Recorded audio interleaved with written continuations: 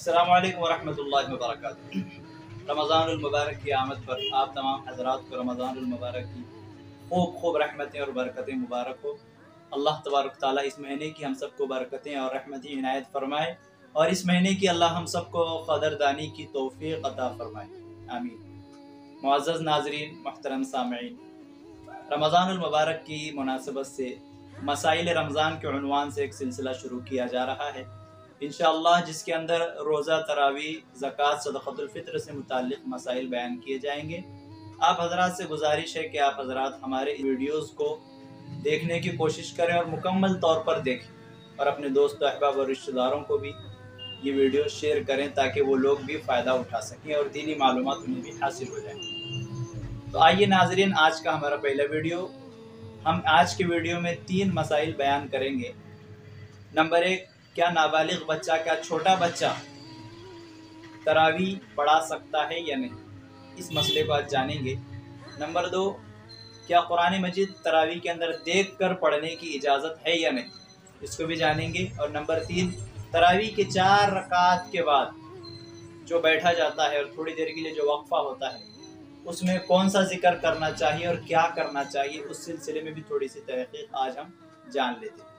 आगे बढ़ने से पहले नाज़रीन, आपसे गुजारिश है कि आप हमारी इस वीडियो को आखिर तक देखें और इसको लाइक ज़रूर करें। अगर आप हमारे चैनल पर नए हैं तो ज़रूर सब्सक्राइब कीजिए।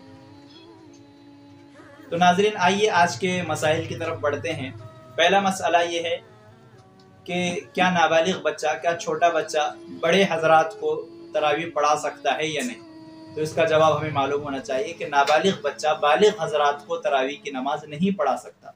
बालिग हज़रात की इमामत वो नहीं कर सकता, न फ़र्ज़ नमाज़ों में, न ये तरावी जैसी सुन्नत नमाज में वो इमाम नहीं बन सकता, वो इमामत का अहल और उसका लायक नहीं। हाँ, अगर नाबालिग बच्चा अपने ही उम्र वाले नाबालिग बच्चों की इमामत करे तो उसकी इजाज़त है, लेकिन नाबालिग के पीछे अगर बालिग हज़रात नमाज पढ़ रहे हैं तो इसकी इजाज़त नहीं है और ये नमाज दुरुस्त नहीं होगी, बालिग लोगों की नमाज दुरुस्त नहीं होगी। दूसरा मसला ये है, क्या कुरान मजीद देखकर पढ़ने की इजाज़त है नमाज तरावी के अंदर। तो भी हम उसका जवाब भी हमें मालूम होना चाहिए कि तरावी के अंदर, नमाज तरावी के अंदर कुरान मजीद देखकर पढ़ने की इजाज़त नहीं है।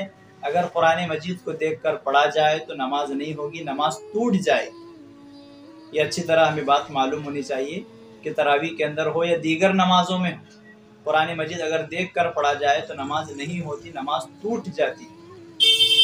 तीसरा मसला ये है कि तरावी के हर 4 रकात के बाद जो बैठा जाता है थोड़ी देर के लिए, उसमें क्या करना चाहिए। तो मसला ये है कि 4 रकात पर बैठने के बाद कोई भी जिक्र हम कर सकते हैं। अगर कोई उस वक्त थोड़े खामोश बैठना चाहे तो बैठने की इजाज़त है, और अगर उन्हीं 1-2 मिनट के लिए जो बैठा जाता है, उन्हीं 1-2 मिनट में अगर कोई दूसरी नफल नमाज खड़े होकर पढ़ना चाहे तो उसकी भी इजाज़त है, और कोई ज़िक्र अज़कार, कोई भी तस्बीह पढ़ना चाहे तो पढ़ सकता है। कोई ख़ास दुआ तरावी के हर 4 रकात पर पढ़ने के लिए हदीस से साबित नहीं। हमारे मसाजिद के अंदर तरावी की दुआ के नाम से जो चार्ट लगे हुए, वो हदीस पाक के अंदर कहीं भी मुकम्मल अल्फाज के साथ और इस टाइटल के साथ कि ये तरावी की दुआ है और हर 4 रकात पर पढ़ी जाए, ऐसा किसी भी हदीस में नहीं आया।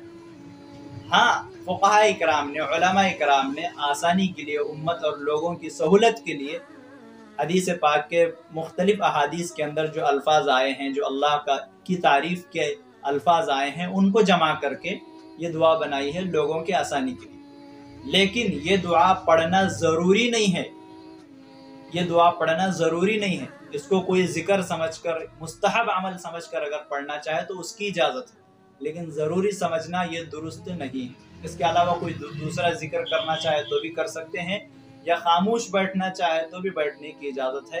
यही दुआ पढ़ना कोई ज़रूरी नहीं है। तो ये आज के 3 मसाइल थे। नंबर 1, क्या नाबालिग बच्चा बालिग हज़रात की इमामत कर सकता है तरावी में या नहीं कर सकता, वो भी हमने जान लिया। और दूसरा, कुरान मजीद देख कर पढ़ना कैसा है तरावी के अंदर, वो भी आज मसला मालूम हो गया।